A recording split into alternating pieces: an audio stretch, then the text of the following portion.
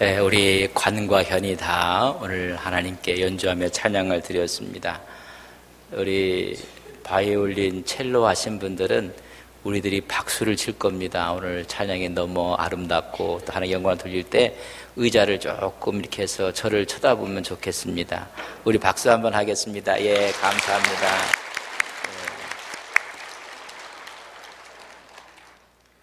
공식적으로 시간을 드렸으니까 편하게 돌려 앉으시면 됩니다. 내일이 민족의 명절인 설입니다. 설을 맞이해서 여러분 고향을 찾아오신 우리 귀한 믿음의 우리 형제들, 자매들을 환영합니다. 또 온 교우들을 주님의 이름으로 축복합니다.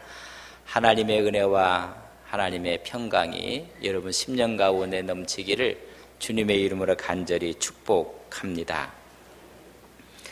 신앙생활에 있어서 가장 중요한 것이 예배 생활입니다. 예배는 신앙인들의 절대적인 가치를 갖고 있습니다.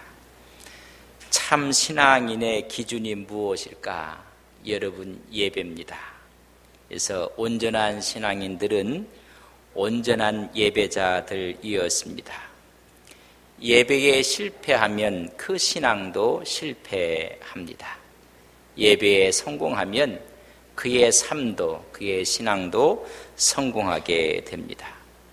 성경에 수많은 인물들이 많이 나오고 있습니다. 그들은 위대한 신앙인들이었습니다. 또한 그들은 위대한 예배자들이었습니다.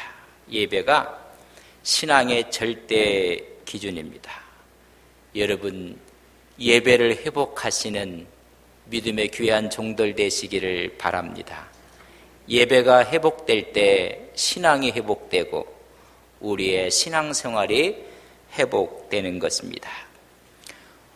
오늘 있는 말씀은 다윗이 하나님의 언약궤를 예루살렘으로 옮기는 과정 가운데 있었던 내용의 말씀입니다. 다윗은 위대한 용사였습니다. 다윗은 왕이었고 그는 시인이었습니다.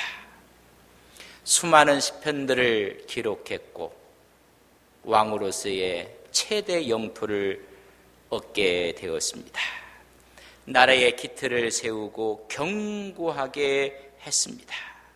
하지만 그보다 더 중요한 것은 다윗은 위대한 신앙인이었다는 것입니다.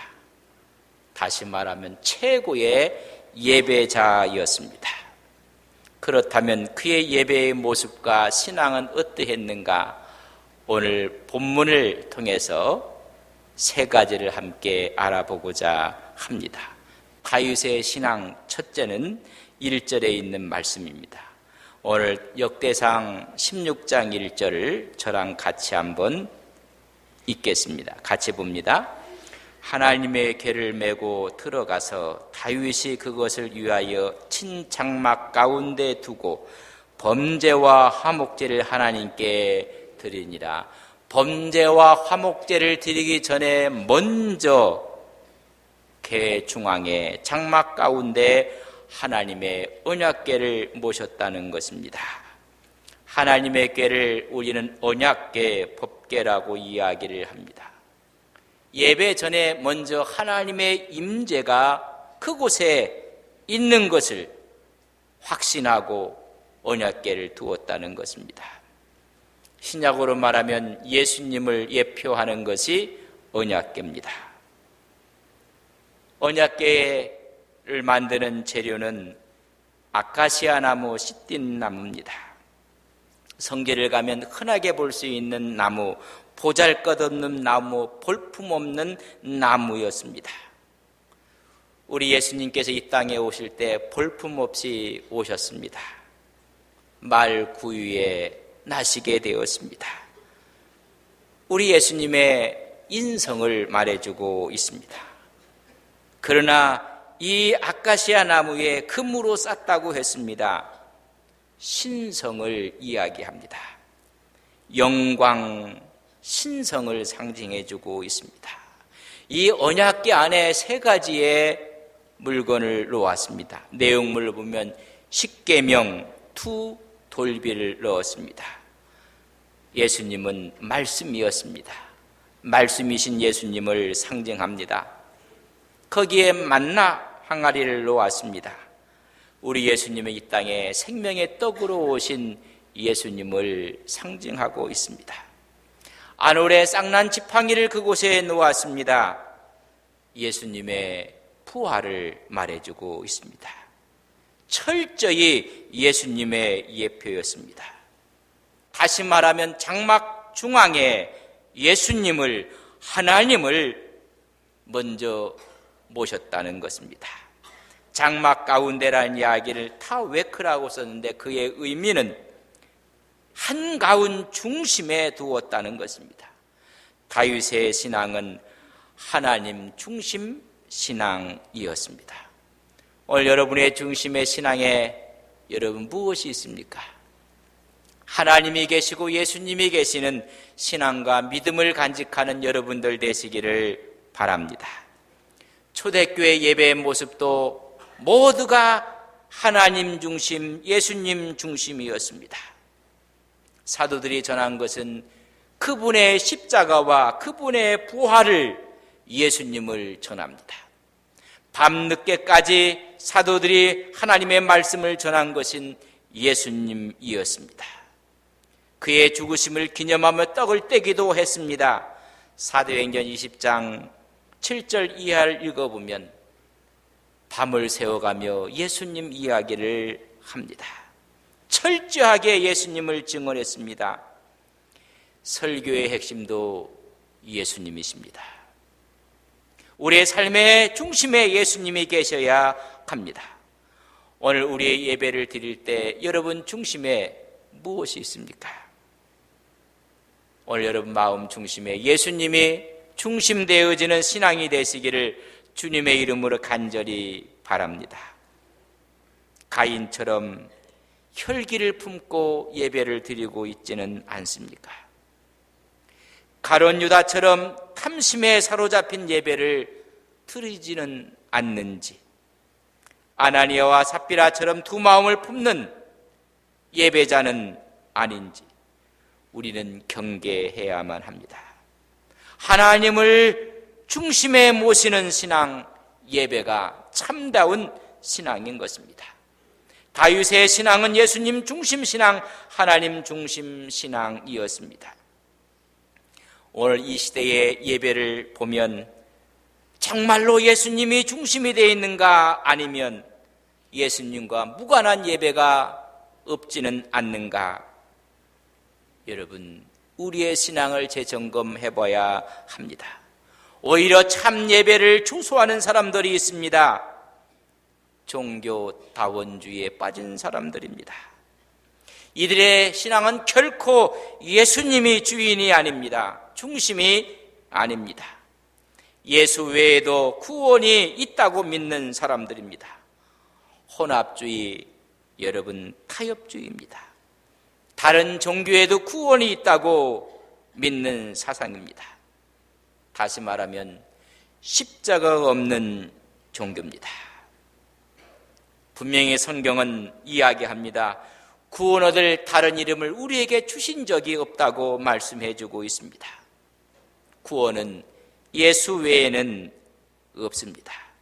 그분이 우리의 삶의 중심에 와 있는 것이 다윗의 신앙이었고, 오늘 우리의 신앙이 삶의 중심에 예수님이 있기를 간절히 바랍니다. 누가 계시는가가 그렇게 중요한 것입니다. 그분이 주인이 돼서 온전한 예배, 온전한 신앙, 그 신앙을 하나님이 기뻐하십니다. 저희 교회가 연말이 되면 근속교사들을 표창하는 일이 있습니다. 10년, 15년, 20년 근속교사들을 표창을 하게 됩니다. 더 큰 상은 하늘나라에서 받으실 것입니다. 근데 근속 20년 한 교사의 이야기를 들었는데, 여러분 20년 동안 추위를 한 번도 빠지지 않았답니다. 설이 됐든 추석이 됐든 20년 동안 개근한 교사가 있습니다. 그 신앙이 정말로 하나님 중심, 예수님 중심의 신앙이 아니겠습니까? 오늘 여러분들이 예배에 늘 주님이 계시고 하나님이 계셔서 신앙생활에 승리하는 귀한 종들이 되시기를 주님의 이름으로 간절히 바랍니다. 두 번째, 다윗의 신앙은 어떤 모습이었는가? 7절에 있는 말씀을 저랑 같이 읽겠습니다. 7절을 같이 봅니다. 그날에 다윗이 아삽과 그의 형제를 세워 먼저 여호와께 감사하게 하여 이르기를, 먼저 여호와께 감사하는 신앙이었습니다. 예배의 자세, 신앙의 자세는 먼저 감사하는 것입니다. 원어에 먼저라는 말은 롯이라는 단어를 썼는데 머리라는 것입니다. 감사의 가장 앞에 오는 것이 감사고, 감사를 가장 앞에 앞세웠다는 이야기입니다. 예배의 머리가 되게 했다는 것입니다. 많은 분들이 오늘 예배에 오셨습니다. 여러분, 어떤 마음으로 예배에 참여하셨습니까? 마음에 소원이 있어서, 또 마음속에 갖고 있는 뭔가를 하나님께 구해야 되겠다는 마음으로 내 사정을 아뢰고 주님의 위로를 원하고 치유를 원해서 하나님 앞에 예배드리러 오셨습니까? 여러분, 틀린 말은 아닙니다. 그러나 근원적인 예배의 모습은 아닙니다. 이 모든 것은 부차적인 것입니다. 은혜 받으러 왔다는 분도 있습니다. 그것도 부차적인 것입니다. 감사해서 하나님 앞에 나오는 것입니다. 저는 우리 온 성도들이 매 주일마다 하나님의 은혜에 감사해서 주의 전을 오르시는 믿음의 거룩한 종들이 되시기를 바랍니다. 예배의 바른 자세는 하나님이 베푼 은혜를 깨닫고 그 은혜에 먼저 감사하는 것, 그것이 우리의 예배입니다. 다윗의 신앙은 먼저 감사였습니다. 지난 주일 설교 제목을 기억하시는 분들이 있습니까?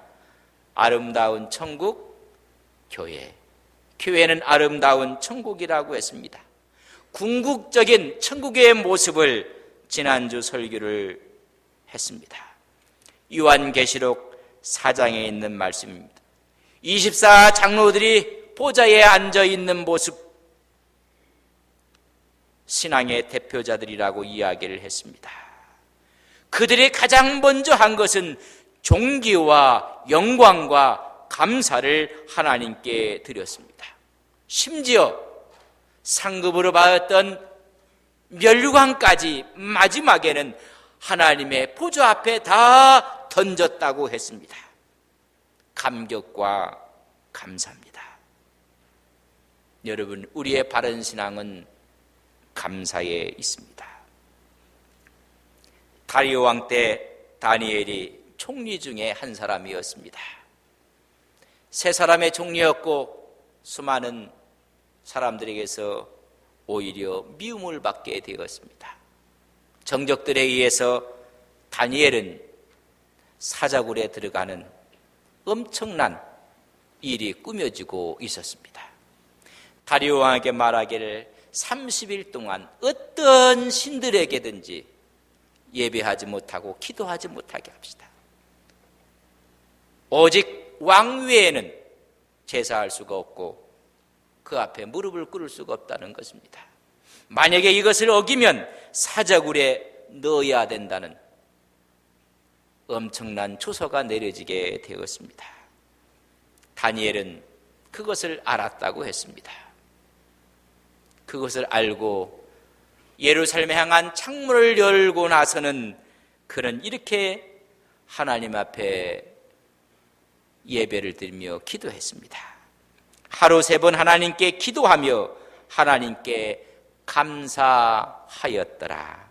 다니엘 6장 10절입니다. 그가 기도하며 먼저 하나님께 감사했다는 것입니다. 어떠한 상황 가운데서도 예배하였고 감사했습니다.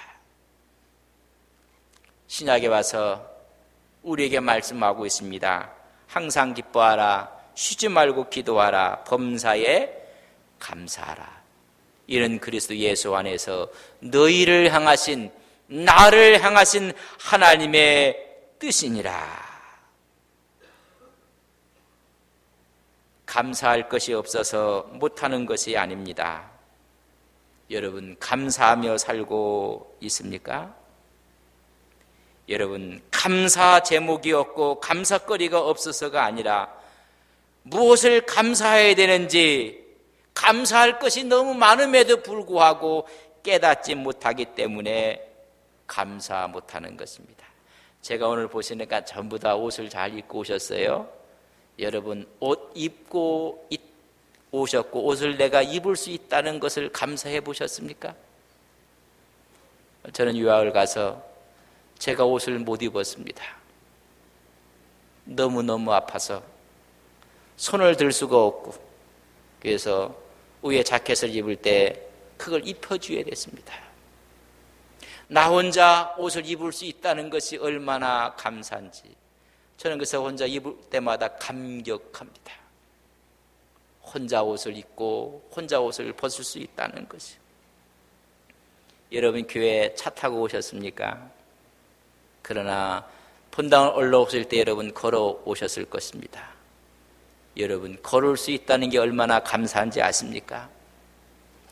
감사에 조건이 없는 것이 아니라 감사할 것이 무엇인지를 깨닫지 못하기 때문에 그렇습니다. 라틴 아메리카의 민중의 어머니라고 일컬어지는 메르세데스 소사라는 분이 있습니다. 그는 군사독재 탄압으로 핍박을 받았고 오히려 자기 나라에서 살지 못해서 망명생활을 오래 하였습니다. 그가 부른 노래가 있습니다. 생에 감사해. 그레시아 라 비다라는 노래입니다. 그의 노래 가사를 보면 경이롭기 짝이 없습니다. 그러나 그것을 쓴 작사와 작곡자는 비에레타 파라라고 합니다. 그 역시 투옥을 당했고 망명생활을 했던 사람입니다. 그러나 그의 노래는 너무나 감미롭고 아름답고 그의 가사는 전부 다가 감사 예찬으로 가득 차 있습니다. 암울한 시대에 고난받는 사람들이었지만은 악에 대한 적개심과 분노보다는 오히려 인생에게 베풀어 주신 감사를 예찬하고 있습니다. 설교를 준비하며 이분의 노래를 들어보았습니다. 너무나 감미롭고 아름다운 노래였습니다. 그의 노랫말은 이렇습니다. 내게 그토록 많은 것을 준 삶에 감사드려요. 내가 두 눈을 떴을 때 어두운 것과 밝은 것, 높은 하늘의 많은 별, 그리고 많은 사람 중에서 내 사랑하는 사람을 또렷하게 구별할 수 있는 빛나는 두 눈을 주신 것에 감사해요. 내게 많은 것을 준 인생에 감사해요. 귀뚜라미와 카나리아의 소리, 망치 소리, 터빈 소리, 개 짖는 소리, 소나기 소리, 그리고 내 사랑하는 사람의 부드러운 목소리, 이런 소리들을 밤낮으로 어느 곳에서나 들을 수 있는 귀를 주신 것에 감사해요.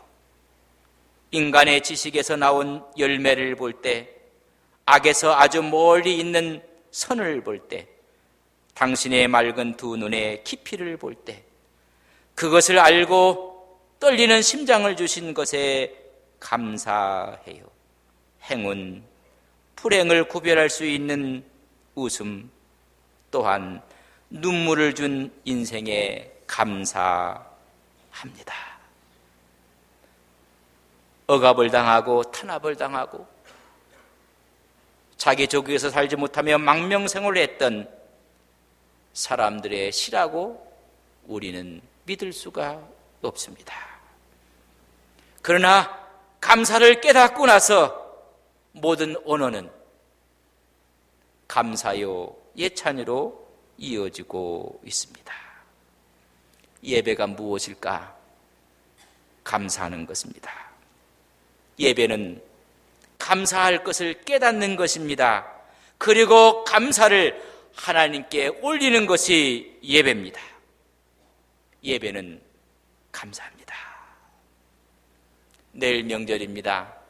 각 문중에 가정에 감사할 것이 많은 민족의 명절을 지내시는 우리 온 성도님들이 되시기를 간절히 바랍니다.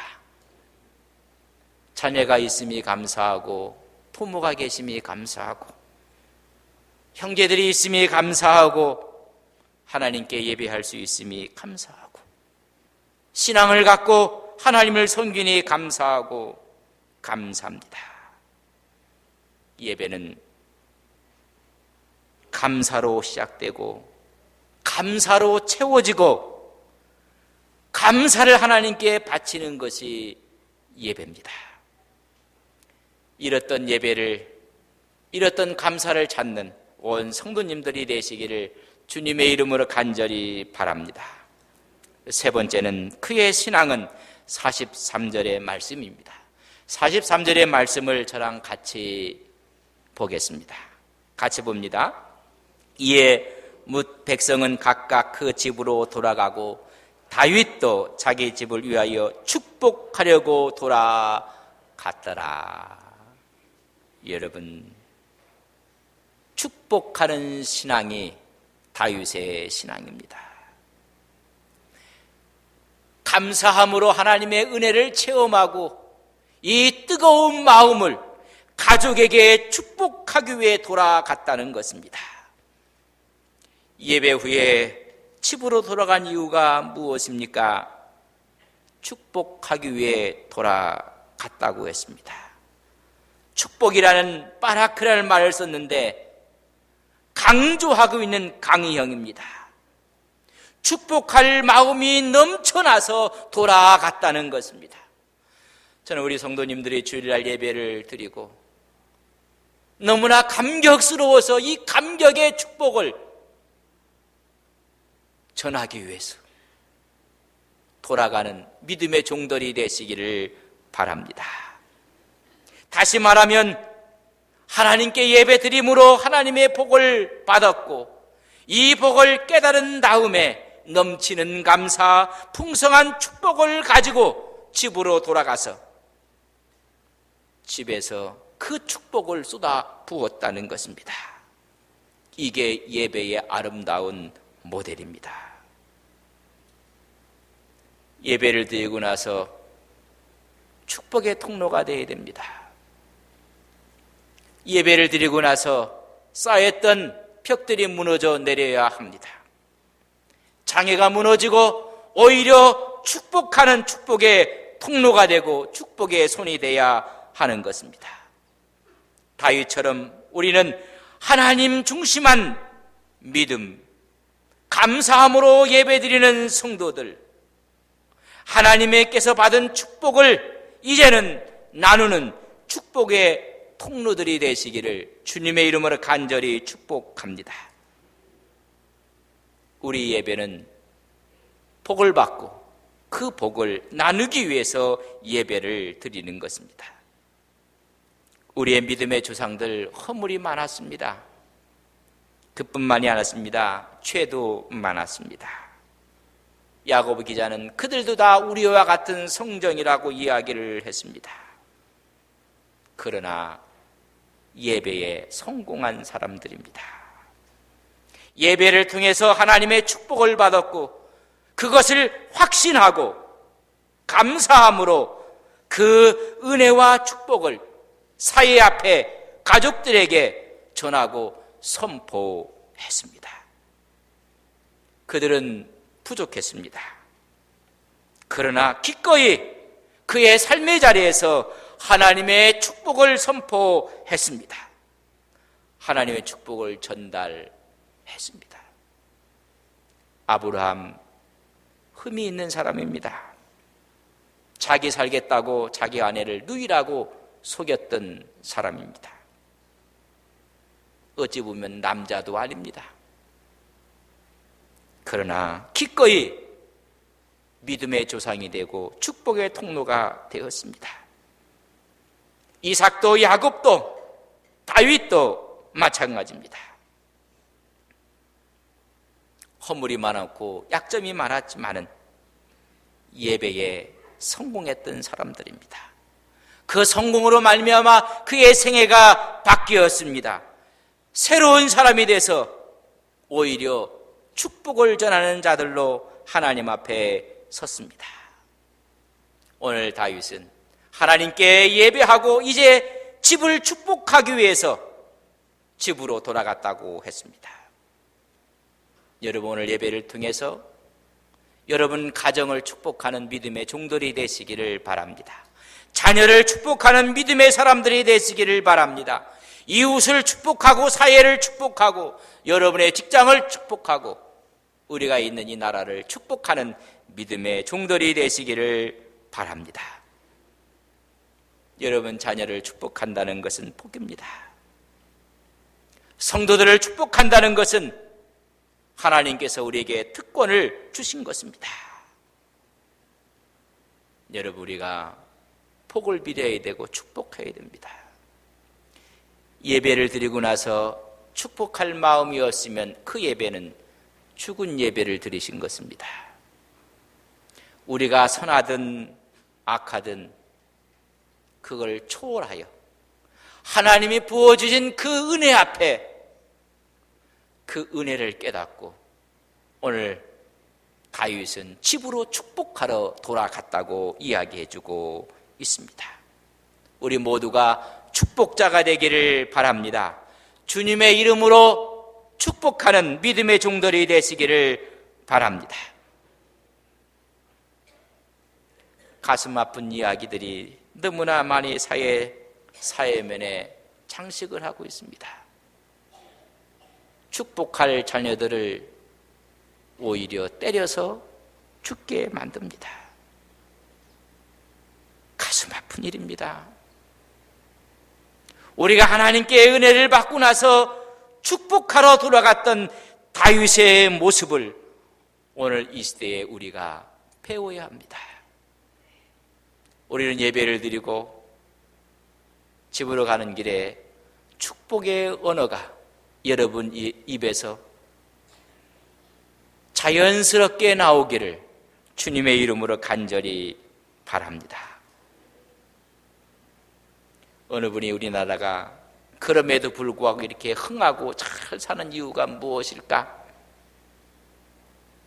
옛날 50년대, 60년대 너무나 먹을 것이 없고 힘들고 그래서 아이들은 왜 이렇게 코가 많이 나왔는지 지금은 코가 나온 아이들이 없습니다. 누런 코가 그렇게 많이 흘렀을 때 우리 할머니들이 이놈아 흥해라 흥해라 흥 그 흥이 이렇게 흥하게 만들었다. 누가 그 말이 아니라고 말할 사람 누가 있겠는가? 여러분 복을 비는 것입니다. 온 성도님들이 가정을 축복하는 손길이 되시기를 바랍니다. 축복하는 부모들이 되시기를 바랍니다. 축복이 넘치는 가정을 만드시는 안동 서북의 온 권속들이 되시기를 바랍니다. 오늘 다윗은 축복하러 돌아갑니다. 축복하는 신앙입니다. 내일 설입니다. 우리 모두가 축복하는 믿음의 종들이 되시기를 주님의 이름으로 간절히 축원드립니다. 사랑하신 아버지 하나님, 이 시대에 신앙이 무너지고 감사가 무너져 가는 오늘의 세태 가운데 하나님 다윗의 신앙을 저희들이 다시 한번 듣습니다. 하나님을 모신 중심으로 하는 우리의 신앙이 되게 하옵소서. 하나님이 계셔야 될 자리, 예수님이 계셔야 될 자리에 물질이 자리하고 있습니다. 세상의 명예가 자리하고 있습니다. 이제 우리의 중심에 예수님이 계시게 하옵소서. 하나님 깨닫기만 하면 모든 것이 감사인데 감사의 신앙을 잃어버렸습니다. 원망하고 불평하고 좌절하고 있습니다. 예배는 감사로 시작되고 감사로 채워주고 감사로 마무리 짓는 것이 예배임을 다시 깨닫게 하옵소서. 다윗의 신앙은 가정을 축복하고 사회와 나라를 축복하는 신앙으로 발전했습니다. 하나님, 예배하는 종들로 통해서 하나님의 복이 흘러가는 축복의 손을 드는 믿음의 종들이 되게 하옵소서. 우리 모두가 가정을 축복하는 손길이요 축복하는 부모들이 되게 하옵소서. 하나님, 이런 신앙으로 무장해서 이 시대를 능히 이기는 믿음의 역사를 주옵소서. 하나님 중심, 감사하는 신앙, 축복하는 신앙으로 하나님과 동행하게 하옵소서. 예수님의 이름으로 기도 올리옵나이다. 아멘.